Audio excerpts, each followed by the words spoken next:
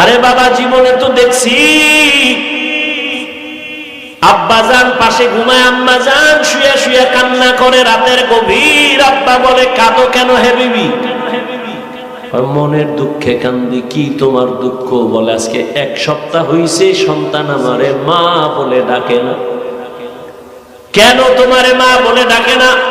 একটা অন্যায় করছে, আমি ধমক দিছি, রাগ কইরা আমারে মা কয় না, ঘরে আয় খানা খায়, কিন্তু আমার দিকে তাকায় না।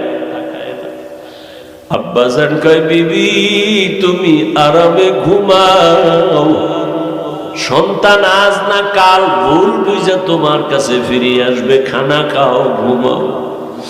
আম্মাজান কাঁদে আর কয়, স্বামী আমার, আমি যত চেষ্টা করি ঘুমানোর, আমার চোখে ঘুম আসে না। যতবার আমি খানার প্লেট নেই, আবার একটা লোকমাও মুখে যায় না। আমার কাছে ঘুমের থেকে, খানার থেকে সন্তানের মা ডাকে বড় মজা পাই। সন্তান আমার যখন একবার মা বলে ডাক দেয়, সন্তান একবার যখন আম্মু বলে ডাক দেয়, আমি মায়ের কলিজাটা ঠান্ডা হয়ে যায়। তুমি আমারে যদি 10 তলা বিল্ডিং লেখা দাও, আমার মনে শান্তি নাই, কিন্তু আমার সন্তান একবার যদি আম্মু বলিয়া ডাক দেয়, মনে হয় যেন আমি দুনিয়ার বাদশা হয়ে গেছি। ও সন্তানেরা, কেমনে বুঝবি মায়ের কলিজার বড় ব্যথা? দিব কথা। শিয়ালের হাতে মুরগি দিয়া যদি খায় 3 দিন, শিয়াল খায় মা ফসাই দোয়া ফসাই, জিন্দা কেন মরাও পাইতেন। শিয়ালের হাতে মুরগি দিলে যা হবে, ধর্মের চাবি সুদ করবে নামাজির হাতে দিলে তাই হবে। দিছে কারা? যেই তালে ঠিক কইলেন, দিছে কারা চাবি? হ্যাঁ, কই ইসলাম চাই। হুজুরেরা কয়, আমি চেয়ারম্যান হইছি, আমজাদ আশরাফি ভাই নবীনগর, হেদায়েতুল্লাহ আজাদি চেয়ারম্যান, রানিং, আরো ওলামায়ে কেরাম। ভালোই তো আলহামদুলিল্লাহ, চুরি করে না, কারো হক নষ্ট করে না, সরকার যা দেয় জায়গায় পৌঁছায় দেয় নিজ দায়িত্বে, তাহলে এ তো ভালো কথা। হলে সামনে এমপিও লাগবে, সংসদে গিয়া আমরা যদি কোরআনের আয়াত দিয়ে কথা বলি, কোনো নাস্তিক কথা বলার সাহস পাবে না। হ্যাঁ ঠিক, তাহলে ভোট দেওয়া লাগবে। হ্যাঁ তাও ঠিক। ভোটের আগের রাইতে সব চান্দুরা হাদিয়া খাইয়া কেবলা ঘুরে এলেছে, এটাও ঠিক। মর মর সব ঠিক হইলে আর বাইসা থেকে লাগবে।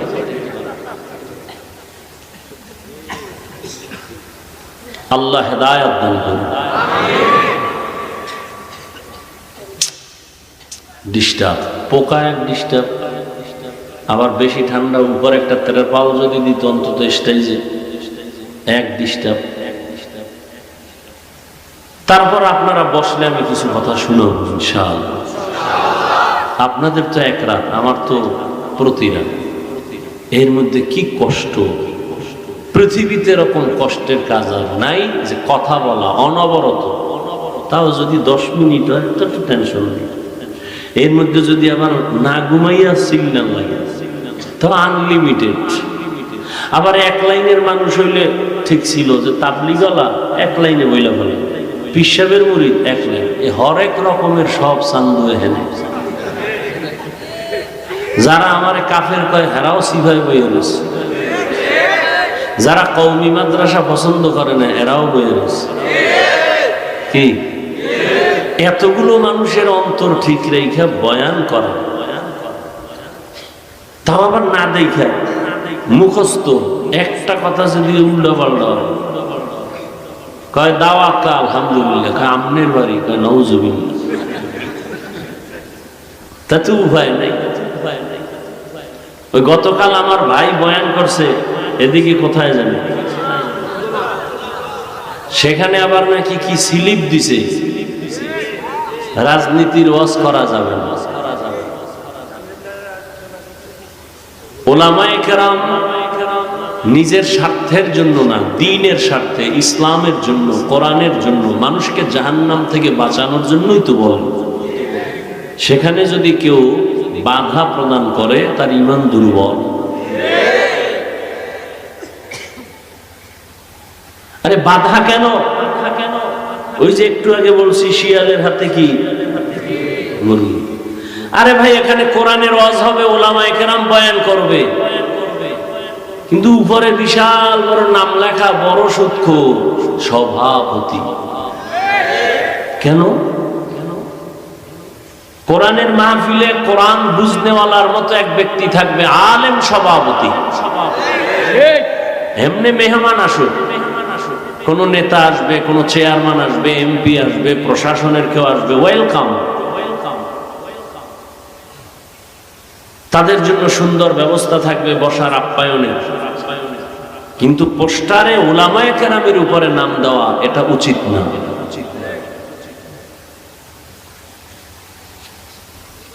মানুষ সত্য কথা শুনতে চায়, বলার মতো স্কোপ বা সুযোগ দেয়নি। উলামায়ে কেরাম যদি মুখ খুলে কথা না বলতেন, এ দেশ আমেরিকার থেকেও আরো খারাপ হয়ে যায়।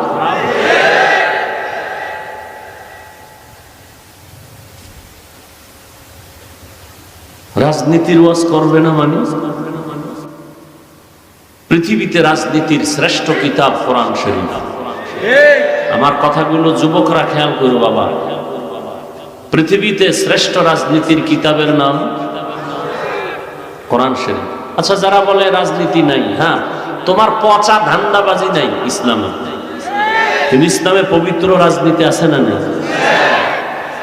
যারা বলেন নাই তারা কি বুঝায়? যে ইসলাম সর্বদিক থেকে কমপ্লিট, রাষ্ট্রের ব্যাপারে ইসলাম দুর্বল, কোরআন শরীফ দুর্বল। আমরা কি দুর্বল কোরআন মানি?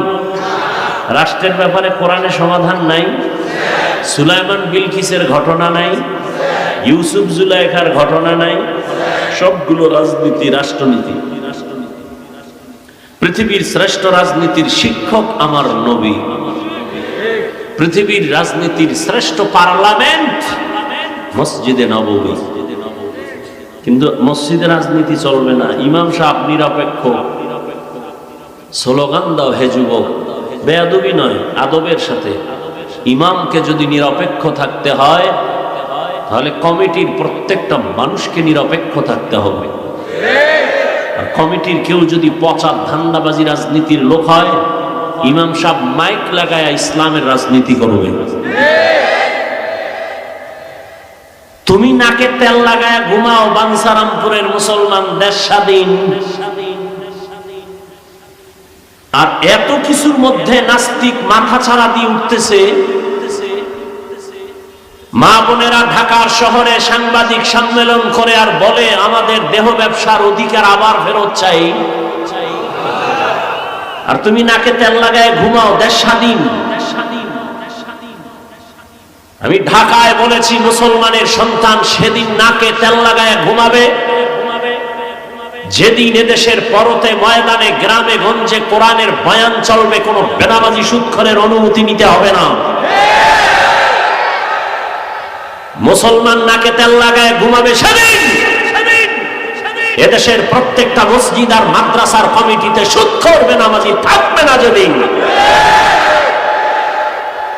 কিসের স্বাধীন? আমরা তো স্বাধীনতার জন্য আমার মুগ্ধ, আমার আবু সাইদ জীবন তো এজন্য দেয়নি। চরমনার পীর সাহেব ময়দানে জীবনকে বাজি রেখে উলামায়ে কেরাম মাঠে তো এজন্য নামেনি যে আবার নাস্তিক মাস্তানি করবে। মুসলমান জীবন একবার দেয় না, বারবার। কাফনের কাফন কিনে রেডি থাকো, আবার ডাক আসবে, আবার ময়দানে যেতে হবে। আমরা মানুষের অধিকার চাই, বৈষম্য চাই না। এদেশের মানুষ আজান দিলে ঘুমায়, আজান দিলে ঘুম ভাঙ্গে। আমরা ইসলাম নিয়ে বাঁচতে চাই। হিন্দু তার ধর্ম পালন করবে, ইসলাম বাধা দিবে না। খ্রিস্টান তার ধর্ম পালন করবে, বাধা দিবে না। ইহুদি তার ধর্ম পালন করবে, বাধা দিবে না। কিন্তু ইসলামের উপরে আক্রমণ আসলে ছেড়ে দিবে না। আমরা তো খ্রিস্টানদের গালি দিই না, আমরা তো হিন্দুদের বিরুদ্ধে বয়ান করি না। আমগো ইসলাম নিয়ে আক্রমণ কেন? কোরআন নিয়ে আক্রমণ কেন? মাদ্রাসা নিয়ে আক্রমণ কেন? নবীকে নিয়ে আক্রমণ কেন? আল্লাহ হেদায়েত দান করুন। আমি খুব কষ্ট পেয়েছি গতকালের ঘটনা শুনে। এটা উচিত হয় না। আর আপত্তিকর কোরআন সুন্নাহর বাইরে কিছু বলে নাই, আমি যতটুকু জানছি। যাই হোক, এর থেকে আপনারা ফিরতে হবে, পরিবর্তন আনতে হবে। এ জমিন আল্লাহ, এ জমিনের মধ্যে মুসলমান মাথা উঁচু করে থাকবে, ইসলামের পতাকা উড্ডীন হবে। তার মানে কি এই যে দেশে অন্য কোন ধর্মের মানুষ থাকতে পারবে না? ভুল বুঝানো যেন কোনো সুযোগ না পায়, ভুল মেসেজ দিয়ে যেন মুসলমানের ক্ষতি করার সুযোগ না পায়, চোখ কান খোলা রাখতে হবে। বিশেষ করে যুবকরা সোচ্চার থাকবে। আমরা বেয়াদব না, আমরা উগ্রবাদী না, আমরা জঙ্গিবাদী না, আমরা আখিরি নবীর আদর্শের উম্মত। আমরা মানুষকে সম্মান করতে জানি। ইসলাম ভিন্ন ধর্ম অবলম্বীদেরকেও সম্মান করে, কারো উপর ইসলাম আক্রমণ করে না। আল্লাহ পাক এই বানসারামপুরের, আমি যতটুকু জানি ওলামায়ে কেরাম বেশি, মাদ্রাসা বেশি। আমার ধারণা ভুল হইবে কিনা জানি না। তাহলে সেখানে এগুলো হবে কেন? আল্লাহ সব ভাইকে হেদায়েত দান করুন।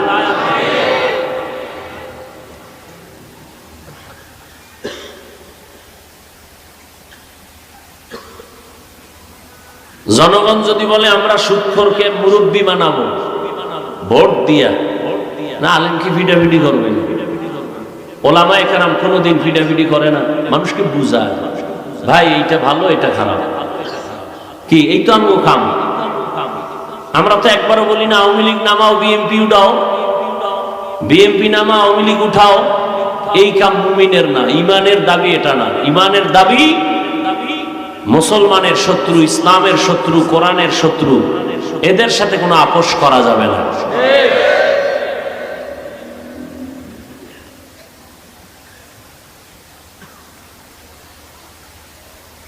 তো যাই হোক, আল্লাহ পাকের যে আয়াত আমি কোরআন থেকে পড়েছি, আল্লাহ মানুষ বানাইছেন এক কাজের জন্য, ইবাদত। কার ইবাদত? আপনাদের ঘুম আসতেছে? রাতে কেউ ঘুমায়? যদি কেউ ঘুমায় এটাও মিছা কথা। বাঙালির ঘুম জবাই করেছে গজবের মোবাইল। সারা রাত মোবাইল নিয়ে কবিরা গুনাহ, কবিরা গুনাহ, কবিরা গুনাহ করে কাটায়, সকালে ঘুমায়, ফজরের আগে ঘুম পড়ে যায়। এখানে যতক্ষণ বসে থাকবেন ইনশাআল্লাহ একটা গুনাহ লেখা হবে না, নেক লেখা হবে। এটা এমন একটা ময়দান, থার্ড ক্লাসের বিছানায় বসেছেন কিন্তু আপনাদের মর্যাদার সর্বোচ্চ ফেরেশতার থেকে দামি। আল্লাহ ঘোষণা দিয়েছেন, ফেরেশতা বলে দাও এই প্যান্ডেলে যারা বসছে তাদের জীবনের সব গুনাহ মাফ।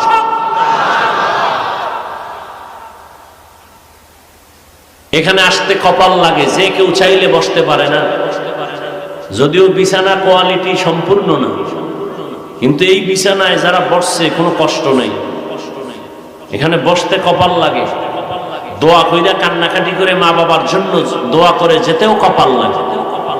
অনেকে আসছে মানসারামপুরের এই অঞ্চলে মাহফিল হচ্ছে, আসছে ঠিক, কপাল খারাপ, প্যান্ডেলে ঢুকতে পারে নাই। এরা কোথায়?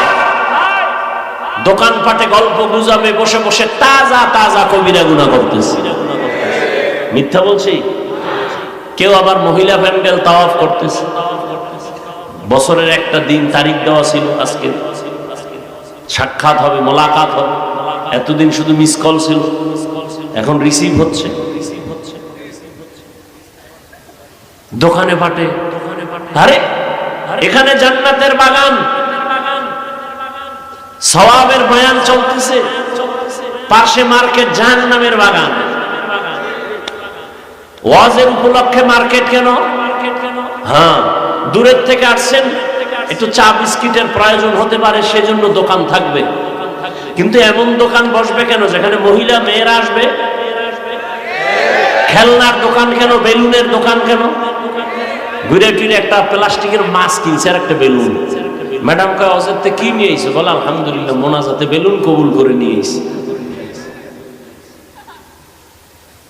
আল্লাহ হেদায়েত দান করুন। রাগ করতেছেন, করলেও কিছু করার নাই। আমি জাহান্নাম থেকে বাঁচাবার মোহব্বত নিয়ে বলতেছি, কারোর সাথে আমার দুশ্মনী নেই। এ কথাগুলো আমরা না বললে কে বলবে? সত্য কথাটা আপনাদের না শুনাইলে কে শোনাবে? মানবেন কিনা সেটা আপনাদের ব্যাপার, বলবো কি বলবো না সেটা আমার ব্যাপার। ওখানে কবিরা গুনাহ হচ্ছে, তাজা তাজা, ওই গুনার দায়ভার কে নিবে? আল্লাহ হেদায়েত দান করুন। বাংলাদেশে উল্লেখযোগ্য একটা জায়গা আমি পেয়েছি, লক্ষ লক্ষ লক্ষ লক্ষ মানুষ বসে থাকে, হাজারো শত দোকান, খেলনার দোকান নাই। এই 3, 3.5 দিন 4 দিন পর্যন্ত মানুষ ওখানে চাইলেও দুনিয়া পায় না।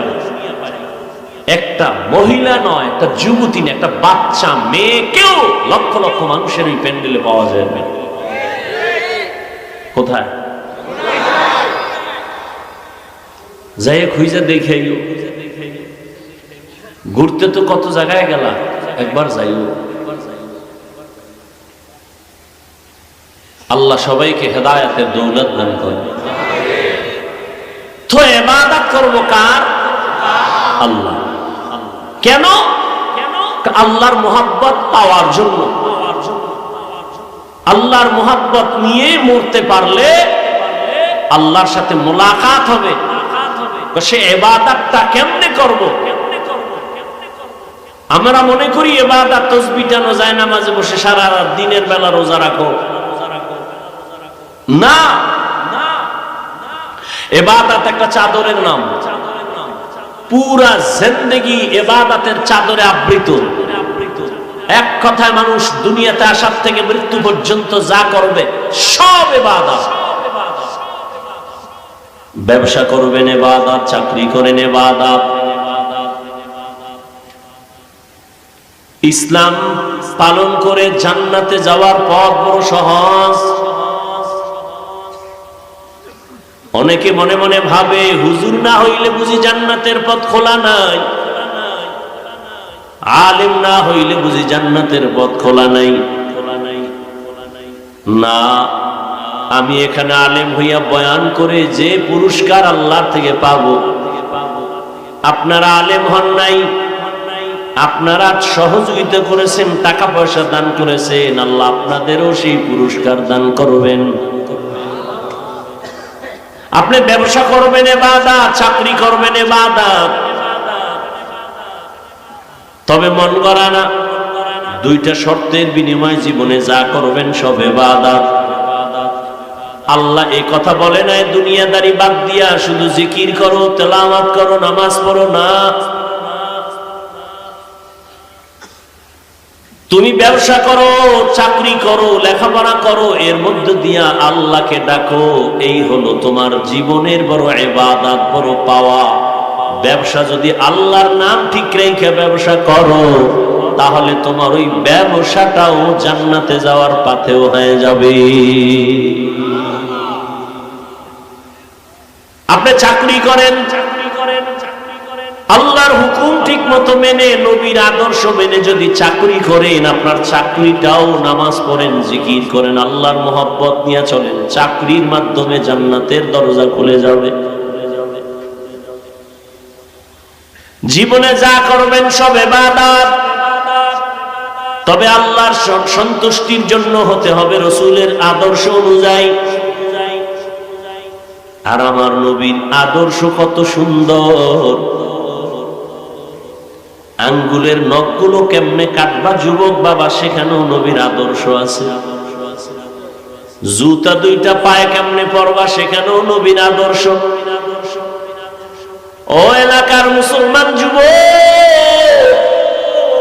একজনে যদি দাঁড়ায় বলো হাফিজ ভাই মদিনার নবীর আদর্শ থেকে আর একজনের কাছে আরো সুন্দর আদর্শ আছে, আমি সবার সামনে আল্লাহর জাতের কসম করে বলি যদি প্রমাণ করতে পারো আমি নবীরটা বাদ দিয়ে তারটা গ্রহণ করব, পারবা? কেউ যদি দাঁড়ায় বলো মদিনার নবীর আদর্শ থেকে শেখ মুজিবুর রহমান সাহেবের আদর্শ অনেক সুন্দর, আমি নবীরটা বাদ দিয়া শেখ সাহেবেরটা নিব। কেউ যদি বলতে পারো নবীর আদর্শ বাদ দিয়া জিয়াউর রহমান সাহেবের আদর্শ অনেক সুন্দর, আমি নবীরটা বাদ দিয়া তারটা নিব, কিন্তু পারবা?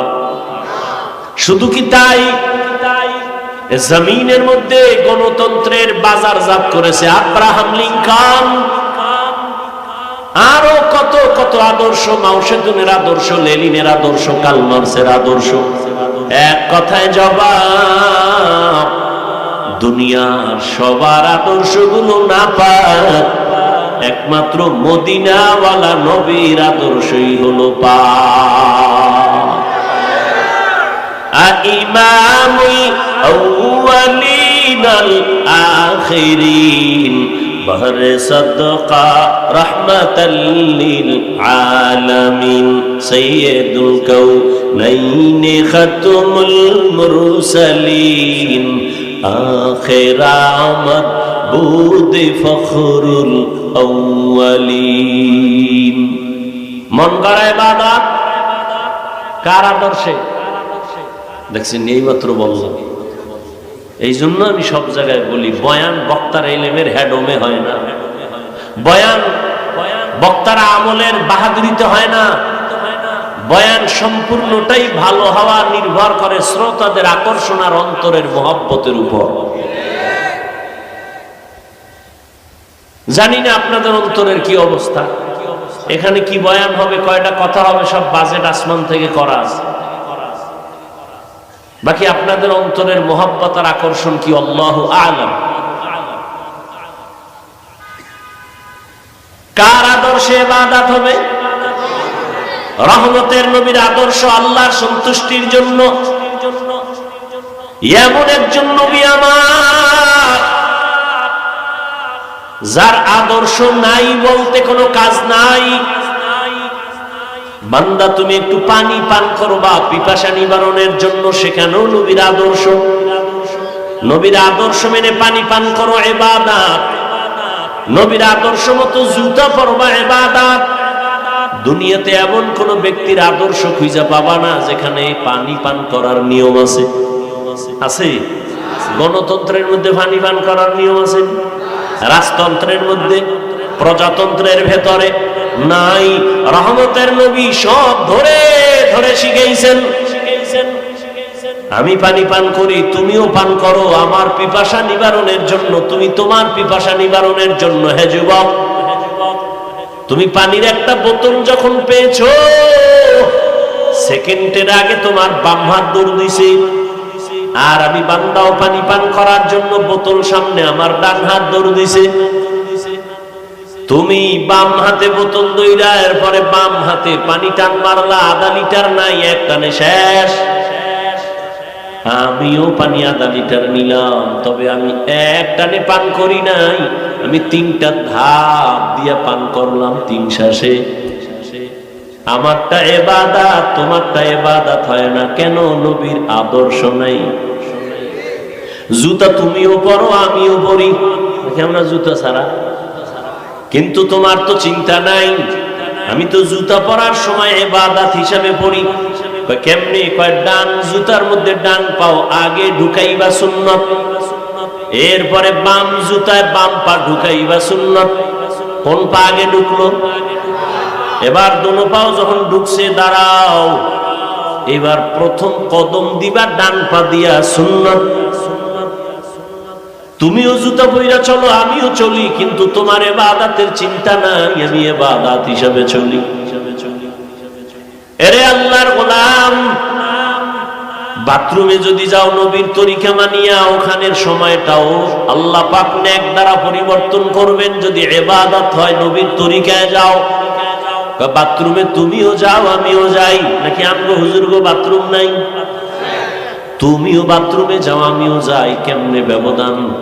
তুমি কোন পাও দিয়া ঢুকছো খবর নাই, আর আমি ঢোকার আগে দোয়া করেছি বাম পা দিয়া ঢুকছি।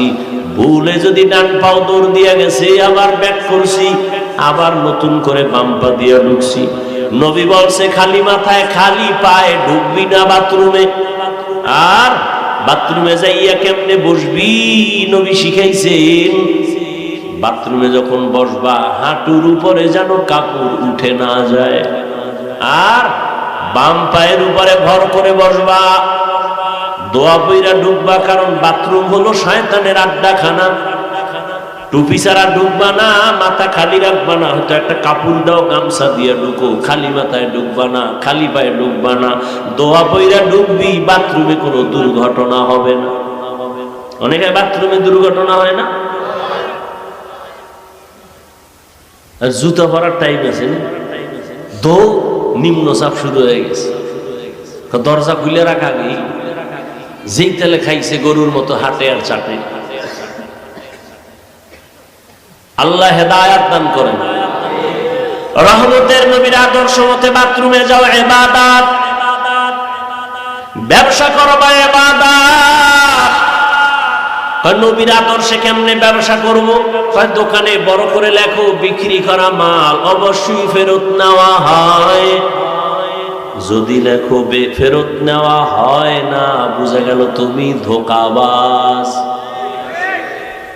ধোঁকাবাজ আল্লাহর ইবাদত করে না, মানুষকে ধোঁকা দেয়। নবীর তরিকায় ব্যবসা করো, কাস্টমারের সাথে কখনো ভুলেও মিথ্যা কথা বলবা না। তুমি একটা লুঙ্গি কিনে আনছো ঢাকার থেকে, বাঞ্ছারামপুর বাজারের দোকানে কিনছো 150 টাকা, দোকান পর্যন্ত আসতে আরো লাগছে 20 টাকা খরচ। কাস্টমার যদি বলে ভাই লুঙ্গি কিনছেন কত, তুমি যদি বলো 120 বা 150 বা 170, 20 টাকা যে খরচ, এটাকেও তুমি কিনার মধ্যে মিলাইছো, হালাল নাই, হারাম হয়ে গেছে। আর যদি বলো না আমি 150 টাকা লুঙ্গি কিনছি, 20 টাকা খরচ, তুমি আমারে 30 টাকা লাভ দাও, ওই কাস্টমার মরণ পর্যন্ত তোমারে ভুলবে না। 2 টাকা বেশি লাগলেও তোমার কাছে আসবে, কারণ লোকটা মিছা কথা কয় না। আবার লুঙ্গি নিয়ে কয় ভাই ফেরত নেও, টাকা দাও। কেন টেন নাই, নেও টাকা ফিরায় নাও, লুঙ্গি ফিরায় দাও। নবী বলেন ওই যে লুঙ্গি ফিরায় রাখছো, টাকা ফিরায় দিছো, লোকটা খুশি। তুই কি পাইলি? তুই ওই লুঙ্গিটা দান করলে যে সওয়াব, ওই সওয়াব আল্লাহ তোরে দিয়ে দিবে। আর কি বরকত ব্যবসায়ীর জন্য। নবী বলেন আত-তাজিরুস সুদুকুল আমিন মা'আন নাবিয়্যিনা ওয়াস সিদ্দিকিনা ওয়াশ শুহাদা।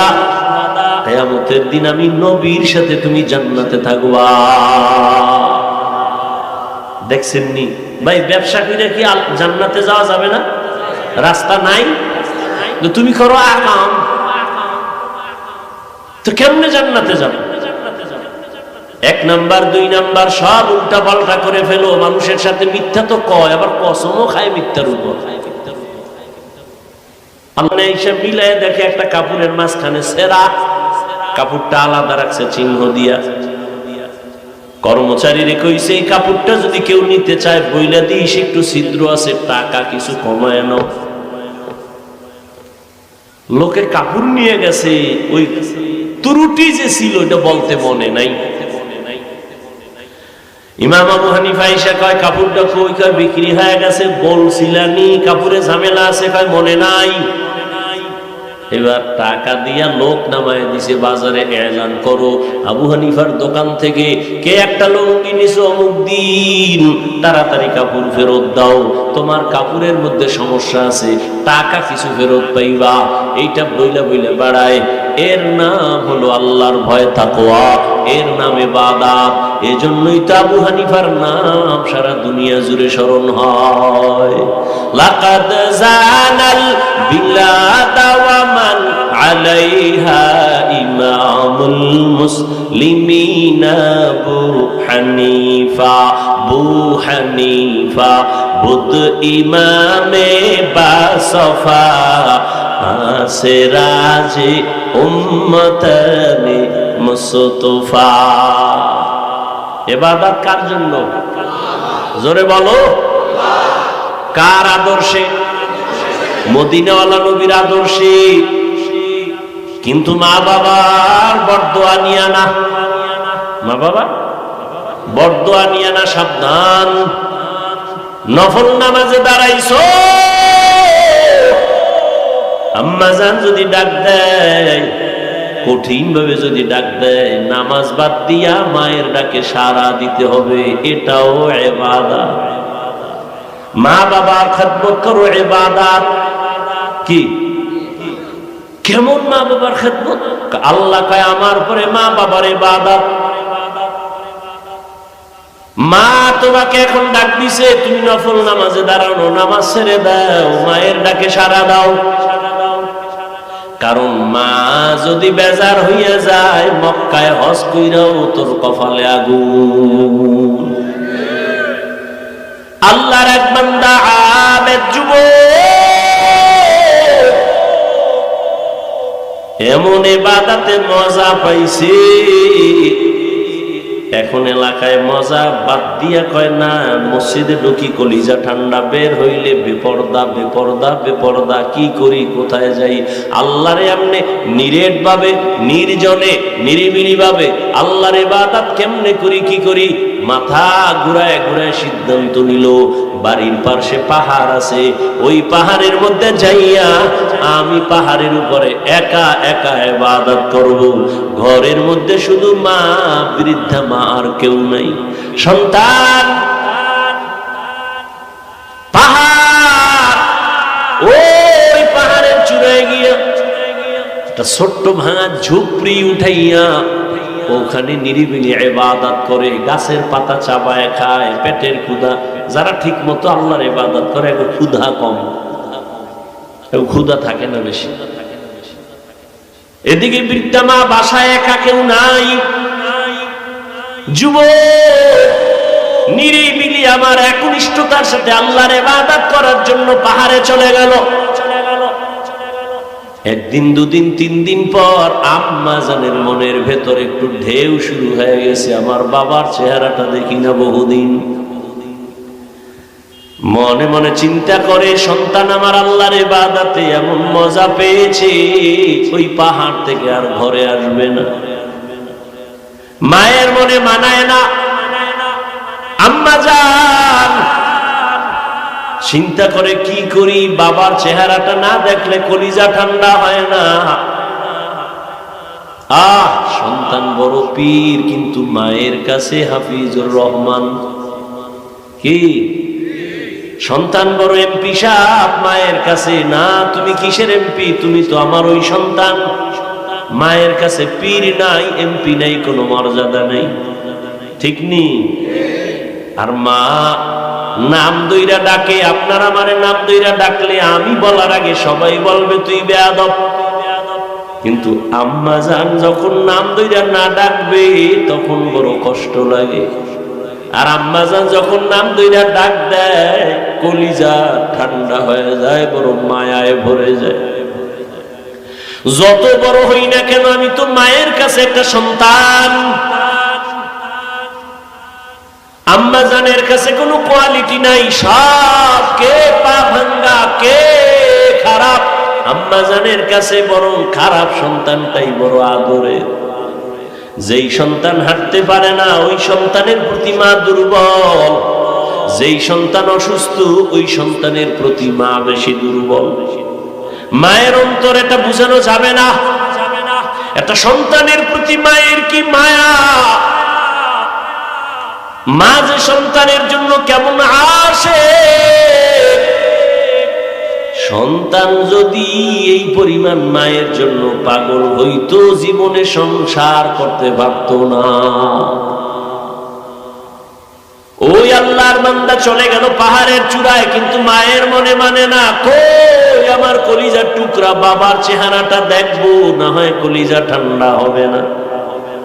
বৃদ্ধা মা চিন্তা করে সিদ্ধান্ত নিল, যেহেতু আমার সন্তান ইবাদতের মজা পাইয়া আসবে না, আমি দেখা করার জন্য যাব।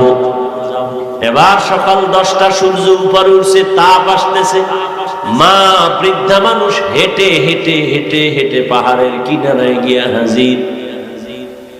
রহমতের নবী ওই মহিলা কেমনে পাহাড়ের উপরে তাকাইয়া সন্তানের ডাকছে, নবী সাহাবাদেরকে ওইভাবে দেখায়। সূর্যের আলো যখন পড়ে তখন উপরে তাকাইলে হাত দিয়ে একটু পর্দা দেওয়া লাগে চোখের উপর, না? নবী এইভাবে দিয়া দেখাইতেছে। ওই মহিলা বৃদ্ধা মা সন্তানের যখন ডাক দিছে, মাথা উঁচু করে এভাবে সূর্যের আলো থেকে নিজেকে হেফাজতের জন্য হাত দিয়া ডাকছে, বাবা আমি তোর বৃদ্ধা মা পাহাড়ের নিচে আছি, এক নজরে এসে একটু দেখা দে, আমি দেখতে চাই। মায়ের ডাক পাহাড়ের চূড়ায় সন্তানের কানে চলে গেল।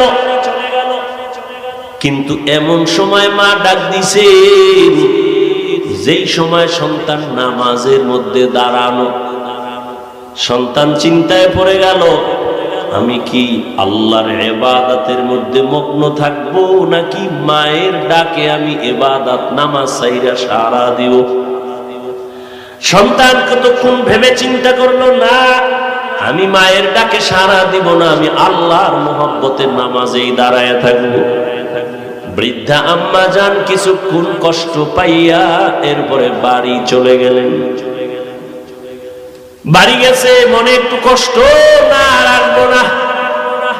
বাড়ি যখন গিয়া রাতে শুইয়া গেছে তখন আর মনেরে মানাইতে পারে না। আরে বাবা, জীবনে তো দেখছি আব্বা জান পাশে ঘুমায়, আম্মা জান শুয়া শুয়া কান্না করে রাতের গভীর। আব্বা বলে, কাঁদো কেন হে বিবি? মনের দুঃখে কান্দি। কি তোমার দুঃখ? বলে, আজকে 1 সপ্তাহ হইছে সন্তান আমারে মা বলে ডাকে না। কেন তোমারে মা বলে ডাকে না? একটা অন্যায় করছে, আমি ধমক দিছি, রাগ কইরা আমারে মা কয় না, ঘরে আয় খানা খায়, কিন্তু আমার দিয়ে তাকায় না। আব্বাজান কয়, বিবি তুমি আরামে ঘুমাও, সন্তান আজ না কাল ভুল বুঝা তোমার কাছে ফিরে আসবে, খানা খাও, ঘুমাও। আম্মাজান কাঁদে আর কয়, স্বামী আমার, আমি যত চেষ্টা করি ঘুমানোর আমার চোখে ঘুম আসে না। যতবার আমি খানার প্লেট নেই আবার একটা লোকমাও মুখে যায় না। আমার কাছে ঘুমের থেকে, খানার থেকে সন্তানের মা ডাকে বড় মজা পাই। সন্তান আমার যখন একবার মা বলে ডাক দেয়, সন্তান একবার যখন আম্মু বলে ডাক দেয়, আমি মায়ের কলিজাটা ঠান্ডা হয়ে যায়। তুমি আমারে যদি 10 তলা বিল্ডিং লেখা দাও আমার মনে শান্তি নাই, কিন্তু আমার সন্তান একবার যদি আম্মু বলিয়া ডাক দেয় মনে হয় যেন আমি দুনিয়ার বাদশা হয়ে গেছি। ও সন্তানেরা, কেমনে বুঝবি মায়ের কলিজার বড় ব্যথা?